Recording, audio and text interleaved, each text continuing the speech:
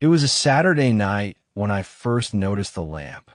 The cemetery was old, older than anything I had ever encountered in the town I grew up in, and I had passed it countless times without much thought. It had been there long before I was born and would likely stand long after I was gone. But that night, something about it caught my eye. I'm not sure why I was walking that path at such an hour, but something inside of me told me I had to. It was as if I was being pulled toward the cemetery, like an invisible thread was winding itself around my chest, guiding me toward the iron gates. I had no reason to be out there. I wasn't visiting anyone's grave, not even my own family's. It was just the cold night air, the hollow sound of my footsteps on the cobblestone, and the unsettling feeling that something was waiting. At first, it seemed like nothing, just an ordinary, crumbling cemetery in the middle of a forgotten corner of town. But there, standing near the wrought iron gates, was a street lamp flickering. It wasn't like the others. It wasn't like the other lamps that lined the street leading up to the cemetery or the lampposts scattered throughout the town. It wasn't just a simple flicker. This one stuttered and twitched erratically, like it was trying to say something, trying to get my attention. I stopped walking, a chill creeping up my spine. Something was off about the whole situation, and I couldn't quite explain it. I looked around to see if anyone else was nearby, but the cemetery was as empty as it always was at that hour. No footsteps, no voices. Just me, the dim glow of the flickering lamp, and the stillness of the graveyard. My feet moved before I could stop them. It was an impulse, a primal urge, but it felt wrong, like I was being compelled. I stepped forward, closer to the cemetery gates. The lamp flickered again, its light struggling against the darkness. Each time it flickered, the shadows around the cemetery deepened, and the feeling in my gut grew heavier. I don't know how long I stood there. The cold night air wrapped itself tighter around me, and yet I felt drawn toward the lamp as if it were calling me. But I knew better than to get too close. A cemetery at night isn't a place for anyone to linger, especially not alone. But something inside me whispered, just one step closer. I fought it. I turned around and started walking back, my feet dragging, reluctant to leave. But the moment I took my first step away from the gate, the flickering stopped. The lamp went completely dark. I didn't stop. I couldn't bring myself to turn back. I hurried home, the cold air biting at my skin, my mind swirling with thoughts that I couldn't make sense of. But something had changed in me. The next day was just as uneventful as any other, but the memory of the flickering lamp gnawed at my mind. I tried to dismiss it, but every time I closed my eyes, I could see the image of the lamp flickering as if waiting for me to return. I couldn't get it out of my head. That evening, I found myself walking back toward the cemetery without intending to. I didn't know why, but the lamp called to me again. It was just a street lamp, I told myself, but that voice inside, that pull in my chest, it was undeniable.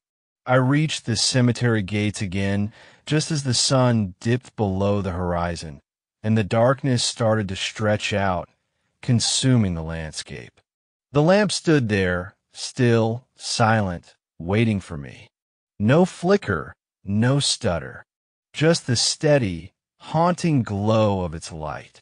I approached cautiously this time, my eyes scanning the empty cemetery.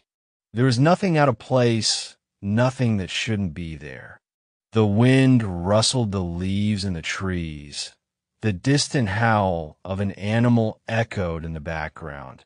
But it felt like there was something more, like something was breathing beneath the surface, waiting for me to notice. I took a step closer. The lamp flickered. My heart skipped a beat. I stopped, frozen. For a moment, I thought I imagined it, but then it flickered again, and the shadows around it deepened, as if something was moving just beyond the circle of light. I didn't move. My legs were paralyzed, my breath shallow, my pulse thundering in my ears. But then I heard it, a whisper, faint at first, like a voice on the wind. Come closer. It wasn't my imagination. It was real. The voice was soft, coaxing, urging. I felt my chest tighten, my heart racing. I wanted to run, to leave, but the voice was so compelling. I took another step, then another, moving closer to the flickering light. The ground beneath my feet shifted. I could feel the stones of the cemetery settle, the earth beneath them groaning, like it was alive. But I couldn't stop. Something was pulling me. It wasn't just a voice now. It was the air around me, thick and heavy, like the world itself had stopped moving. I reached the lamp. For the first time, I looked at the ground around it. And there, in the dirt, I saw a strange pattern, faint but unmistakable. It looked like an old, weathered symbol, half buried beneath the soil. The flickering light seemed to reflect off the symbol, casting strange, dancing shadows on the gravestones. I bent down to inspect it, but before I could touch it, the lamp went out. It's hard to explain what happened next. I don't even know how to describe it, but the world seemed to shift. The graveyard stretched out around me, the gravestones twisting and warping in impossible ways. The trees seemed to lean toward me, their branches groaning under a weight I couldn't see. And the voice, it was no longer soft. It was louder, clearer, as if it had filled the air itself. Don't go. Stay with us. I felt my breath catch in my throat. I turned to run, to get away from whatever was happening, but the cemetery seemed endless. Every path I took led me back to the lamp, back to that terrible symbol in the ground. And then I saw it. A figure emerged from the shadows. It was tall, almost impossibly so, its outline barely visible in the dark, but its eyes, they were glowing. They were staring directly at me, unblinking, unfeeling. The figure moved, its steps unnaturally slow, but with each movement, it grew closer. I turned to run again, but this time, the lamp flickered one final time, and everything went black. I woke up in my bed. At least, that's what I thought at first. My body ached, as though I had been lying on the cold ground for hours, but when I opened my eyes, the familiar surroundings of my bedroom greeted me. The walls, the faint hum of the refrigerator in the kitchen. Everything was the same as it had been before I ventured out to the cemetery. Except it wasn't. I wasn't sure if it was the lingering dread from my time at the cemetery or something more, but there was an undeniable sense that something had changed. The air felt thicker, heavier. The house felt quieter, as though it were holding its breath, waiting for something to happen. I glanced at the clock. 3:47 a.m. I never remember falling asleep. I only remember the lamp, the figure, and the unsettling feeling of being watched. I thought I was dreaming, but something in the back of my mind told me it was real. I tried to shake off the unease, dismissing it as the result of a nightmare. But as I sat up and swung my legs over the side of the bed, I noticed something strange. A dark, muddy footprint was visible on the floor near my bed. I blinked, rubbing my eyes, convinced it was just a trick of the light. But when I looked again, the footprint was still there. It was fresh, the dirt still damp, and it led from the window to the door. My heart skipped a beat. I stood up, my body feeling heavy as if I were walking through water. I went to the window and pushed aside the curtains. Peering out into the dark yard, the moon was barely visible, hidden behind a thick veil of clouds, and the trees swayed in the wind, casting long shadows over the ground. But everything appeared normal. Nothing was out of place. No figure, no dark shape lurking just beyond my view. I tried to convince myself it was just my mind playing tricks on me, but the footprint was still there. It hadn't disappeared. I didn't know what to do, but I knew I couldn't just ignore it. I followed the trail of footprints, each one sinking deeper into the floorboards as I walked, my breath quickening. It led to the front door. The door was unlocked. The hair on the back of my neck stood up, and I quickly locked it, double-checking the bolt before backing away. I was in a daze, and the sense of dread that gripped me was nearly suffocating. I wasn't sure what I feared more, the footprint or the nagging feeling that something or someone had been inside my house. As I stood there, the sensation that I was being watched returned, but it wasn't from outside. It was inside from the very walls around me. I wasn't alone. I shook my head and went into the bathroom, splashing cold water on my face. It didn't help. The dampness on my skin only heightened my anxiety, and the flickering image of a lamp, the same one from the cemetery, kept flashing in my mind like a broken film reel. The figure, the glowing eyes, the voice whispering for me to stay. It was all there, lurking in the darkness behind my eyelids. I couldn't ignore it. I couldn't forget it. By the time I returned to the living room, I had made up my mind. I had to go back. The cemetery called to me. It was the only way to understand what was happening. There had to be something in that place, something I wasn't seeing, something I didn't understand. And if I didn't go back, I was sure that whatever this was would follow me. It would get worse. I grabbed my coat and shoes, barely stopping to think about what I was doing. All I knew was that I needed answers. The cemetery was only a short walk from my house, but each step felt like it took me deeper into some sort of nightmare. I could feel it now, that oppressive weight in the air, that sense that I was being led towards something I shouldn't see. When I reached the gates, I noticed something immediately. The lamp was flickering again. But this time it was different. The light wasn't just erratic. It was pulsing like a heartbeat, and the shadows around it. They seemed to be moving, shifting in ways that defied logic. The lamp's glow seemed to stretch and warp, distorting the surrounding gravestones. I hesitated for a moment, the cold air biting at my skin, my mind racing. But the feeling that I needed to go closer was overwhelming. It wasn't a voice this time. It was something else, something I couldn't describe, something primal that told me I had to know. The flickering light became impossible to ignore. It called to me, pulling me forward. As I crossed the threshold of the cemetery, the air felt colder. The wind whispered through the trees, the leaves rustling. But there was a stillness to the night that unsettled me. It was too quiet, too unnatural.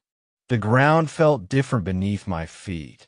It wasn't just dirt and stone anymore. It felt like something alive, something that was aware of my every step. And then I saw it again, the symbol on the ground near the lamp. This time, it was more distinct, its lines sharper, its shape clearer. I knelt down, reaching for the dirt, my fingers trembling. The symbol felt wrong under my touch.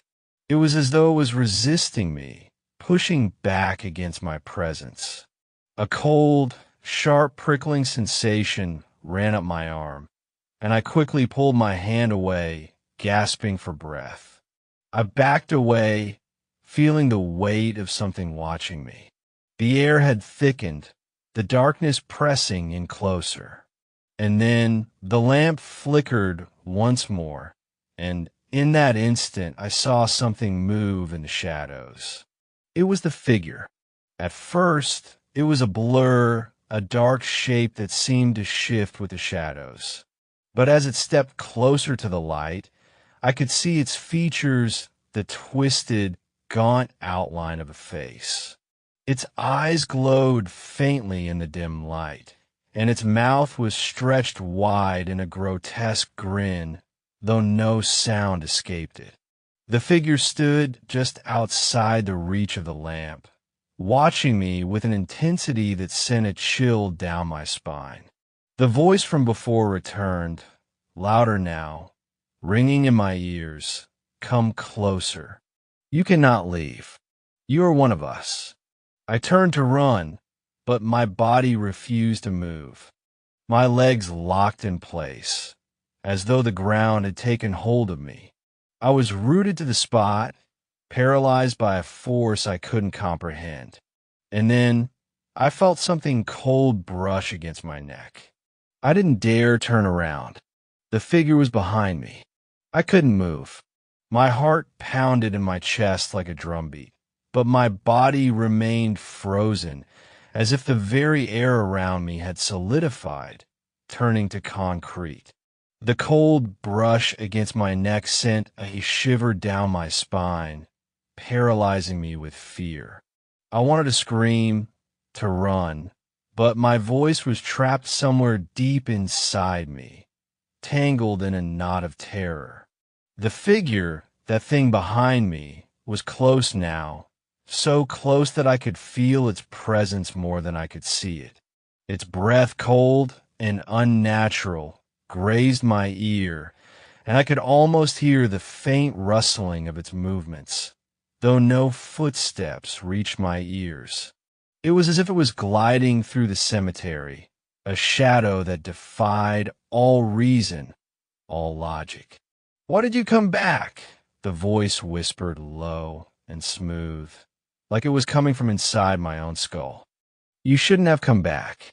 It's too late for you." The words were like a warning, but I couldn't understand why. What did it mean? It was as though everything I thought I knew about the world, the rules of reality, were being undone by the presence of this thing, this being that should not exist. It wasn't just a shadow. It was alive, but not in any way I could comprehend. It was older, ancient, a remnant of something long forgotten, something buried beneath the earth, waiting. I tried to scream, but my throat constricted, and the sound that came out was strangled, weak, a desperate gasp for air. The figure's grip tightened around me, though I didn't feel it physically. It was like the darkness itself had grown hands and was wrapping around me, pulling me in.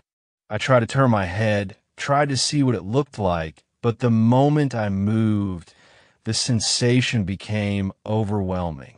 The air thickened further, pushing against me, suffocating me. My eyes locked on the flickering lamp in the distance, its light pulsing rhythmically, like the heartbeat of some terrible creature. "Why do you fear me?" the figure asked, its voice now a rasping whisper that felt as though it had crawled from the depths of the earth itself. "You invited me. You called me. I wanted to deny it, to tell it that I hadn't, that I had no idea what was happening, but the truth was that I did feel as though I had been drawn here. It wasn't just the lamp. It wasn't just the symbol I had seen earlier in the dirt. It was something deeper, something primal, that had stirred inside me the moment I saw that flickering light. Something in me had welcomed it, unknowingly. "Do you remember?" the figure continued, its voice growing louder, as if echoing through the air around me. "The stories you heard as a child? The things you've forgotten? You've always known about us. We've always been here. The world around me seemed to blur, to lose its shape and definition, as if the shadows were swallowing everything whole.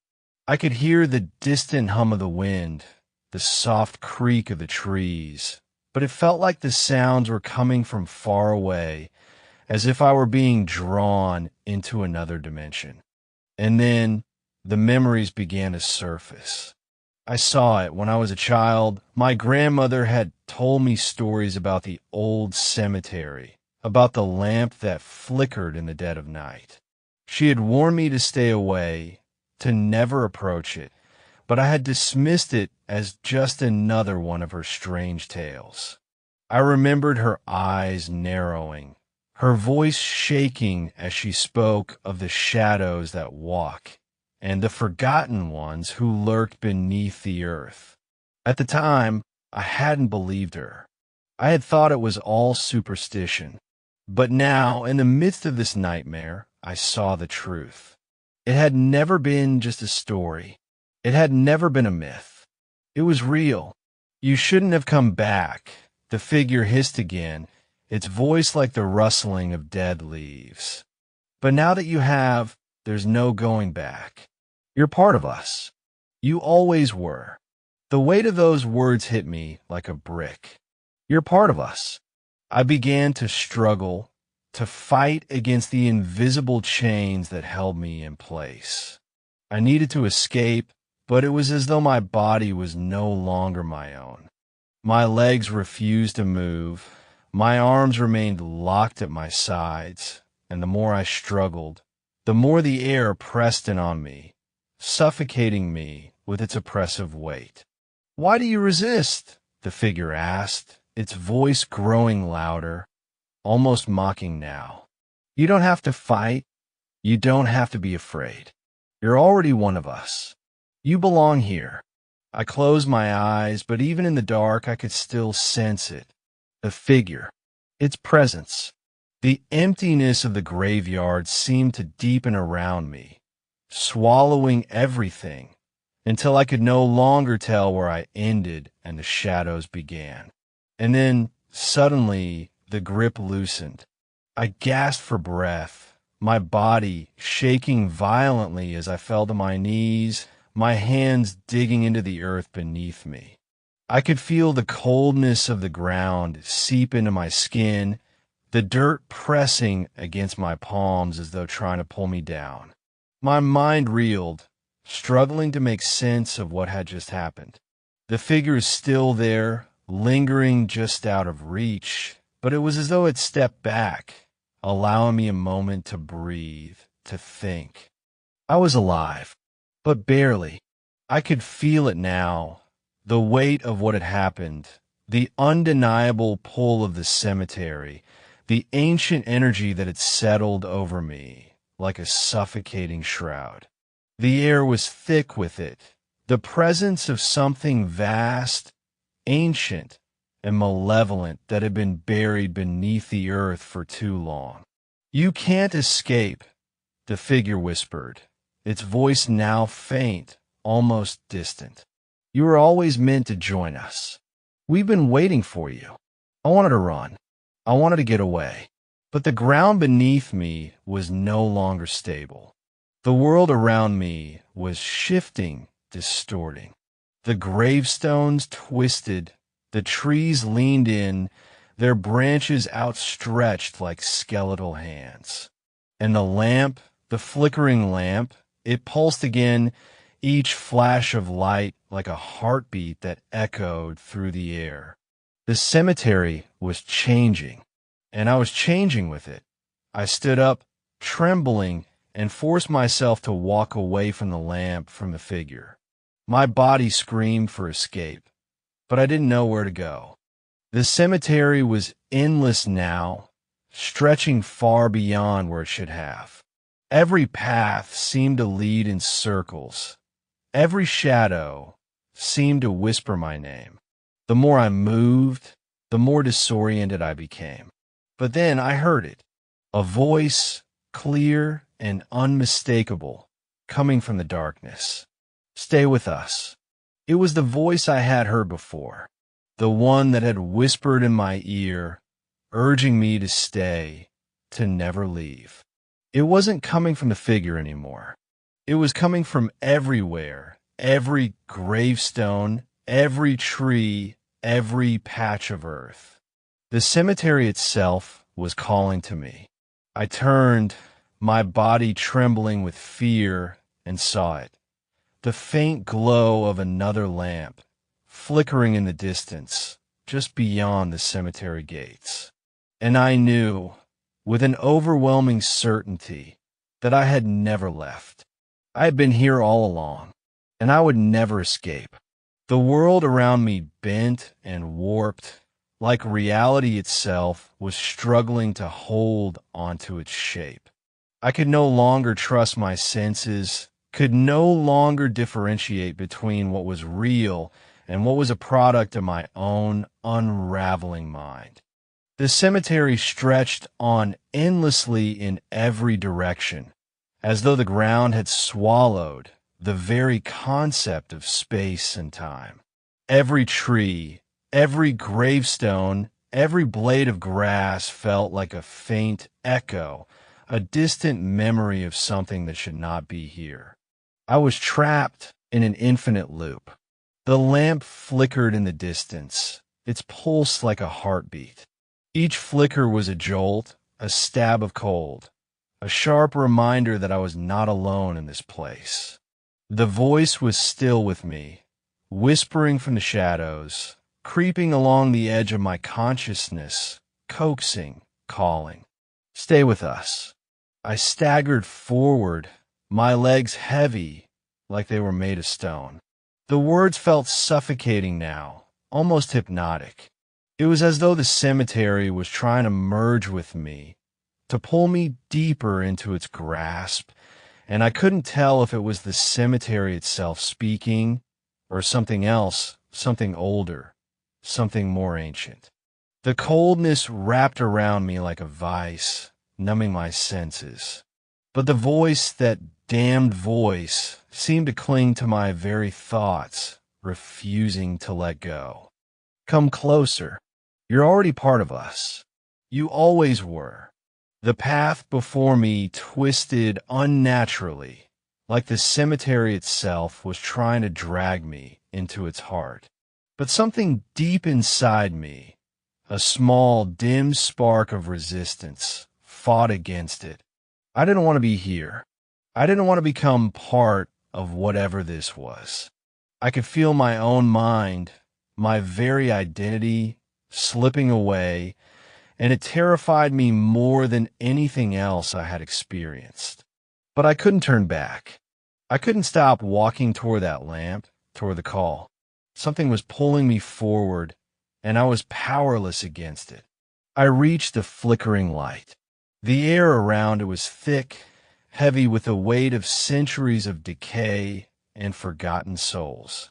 The shadows cast by the lamp didn't stretch outward like shadows should.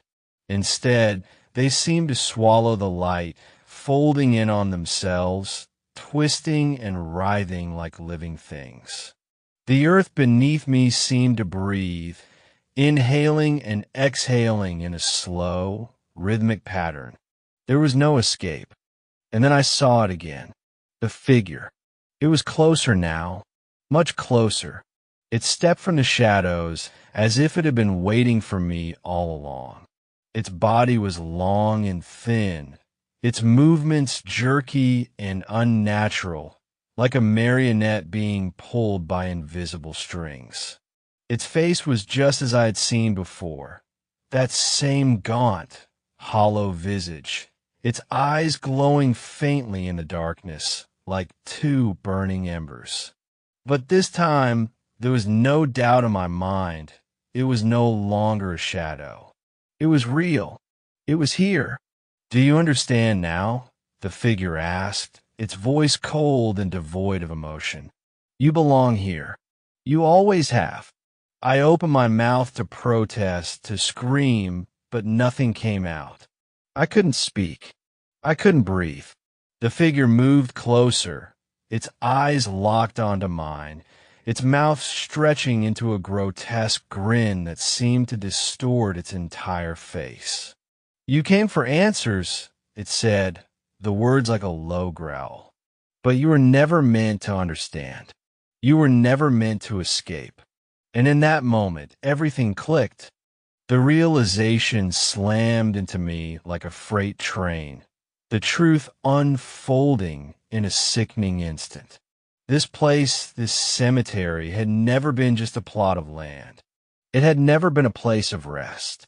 It was alive and had been waiting for me. It had always been waiting.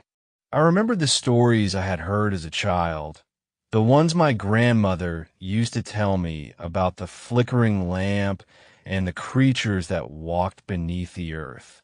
The shadows, the forgotten ones, the things that were buried long ago, waiting for someone to stumble upon them.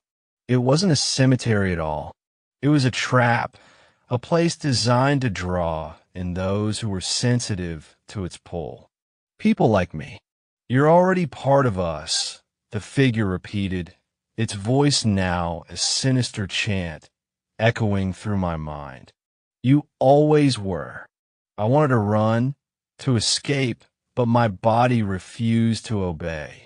It was as if the very ground beneath my feet had fused with my skin, holding me in place.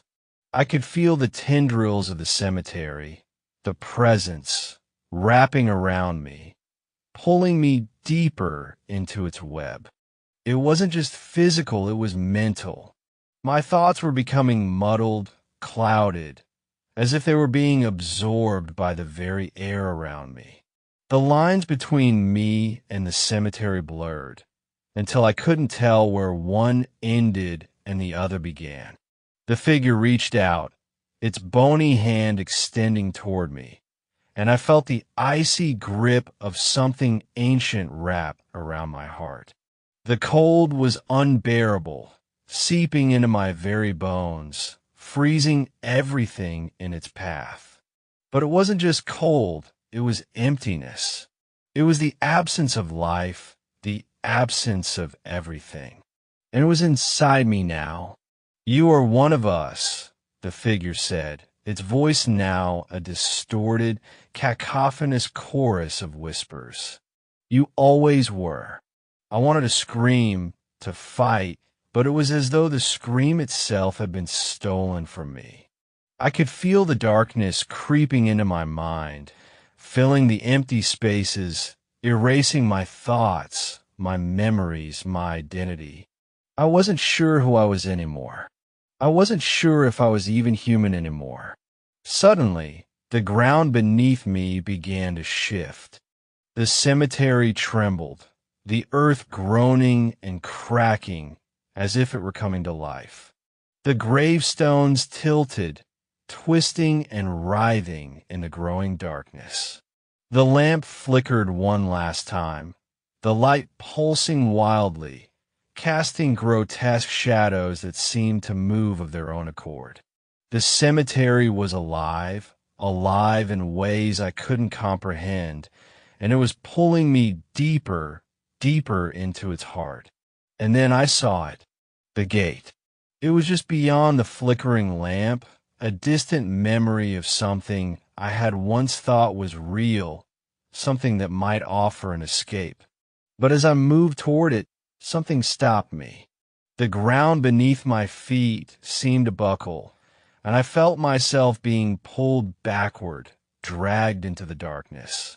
The air grew heavier, colder. The voice came again, louder now, a chorus of whispers that filled my mind. "You can't leave." And just like that, I understood. The cemetery wasn't a place you left. It was a place you became. I turned to face the figure once more, my body trembling, my mind on the brink of collapse. It wasn't just watching me anymore.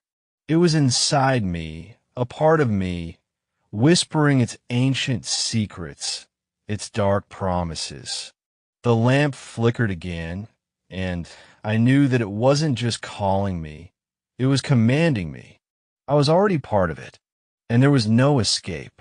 The darkness pressed in tighter, suffocating, as if the very air itself was conspiring to pull me deeper into the earth. The cemetery was no longer just a place. It was a living entity, an ancient force that had consumed everything in its path. The wind whispered through the trees, the rustling leaves now sounding like the voices of the dead, murmuring their warnings, their pleas. But I could no longer tell whether the whispers were coming from the cemetery itself or from within my own mind. The lamp flickered one last time.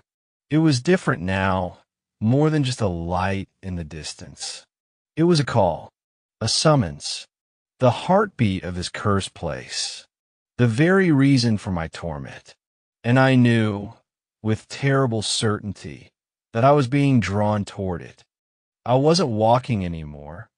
I was being pulled, as if invisible strings were tying me to that flickering beacon of light, dragging me forward deeper into the heart of the cemetery.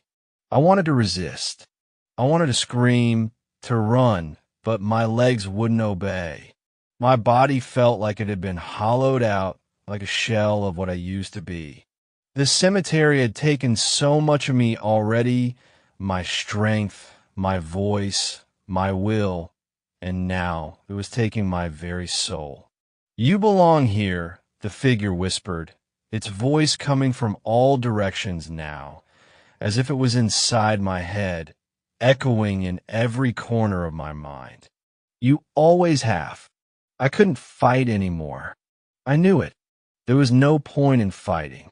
The cemetery had won.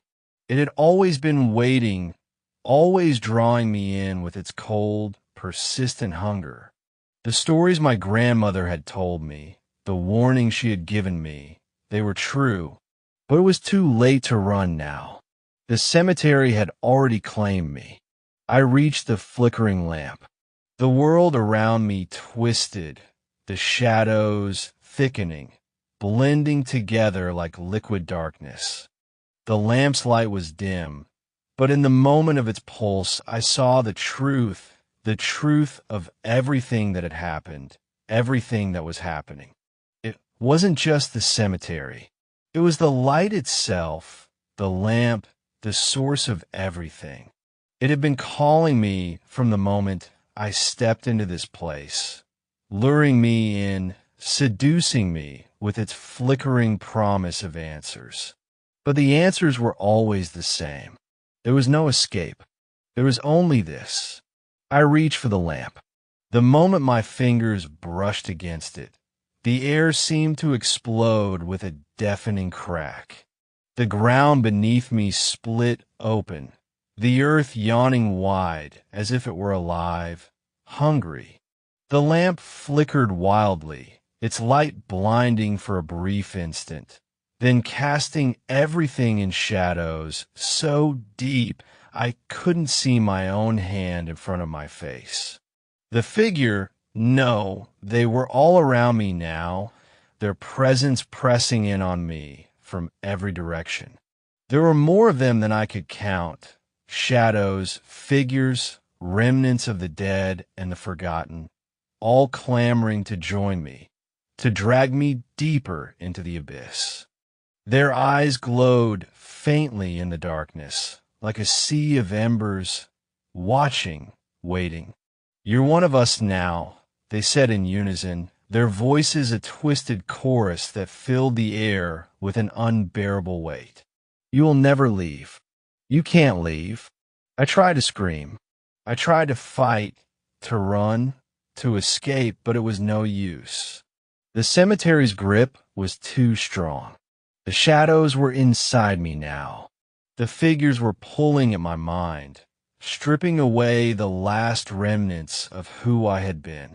The lamp's light flashed again, and in that instant I saw it, the truth of what the cemetery was, what it had always been. It wasn't a cemetery at all. It was a place of transition, a place where the living and the dead met, where souls were claimed, where memories were stolen and twisted. The lamp had been the key all along, the catalyst that turned the cemetery from a burial ground to a holding place, a place of limbo, a prison for the lost, for the ones who had been drawn here. And now I was one of them. I could feel it, myself fading away, my mind being consumed by the very shadows that surrounded me. The cemetery was swallowing me whole, devouring everything that made me me. I was becoming part of it, becoming a part of the darkness that had been here for centuries. I was no longer sure if I was alive or dead. The voices came again, louder this time, echoing from all directions, from the graves, from the trees, from the very ground beneath me. Stay with us. And I understood. It wasn't a request. It was a command. I could feel my body growing colder, my heart slowing. The air itself was thickening, suffocating me as I was pulled deeper into the earth. I felt the graveyard's ancient power wrapping around me, entwining with my very essence, pulling me into the folds of the cemetery, into its eternal embrace. The figure, they were no longer just shadows. They were part of me now. They were my new family, my new home. The flickering lamp's light began to dim, the last flicker fading into the shadows. But I no longer needed it to guide me. The darkness had become my reality. And then there was nothing, no light, no sound, no air, just the weight of the earth above me, the weight of the cemetery pressing down on me as I became one with the shadows, as I became part of the thing that had been waiting for me all along. The last light, the flickering lamp, was gone, and so was I. Somewhere, far away, a faint light flickers in the distance. It's soft, almost imperceptible, but it calls to those who wander too close. It calls to the curious, the restless, the ones who can feel the pull of the darkness. They'll come. They always do, and the cycle will begin again.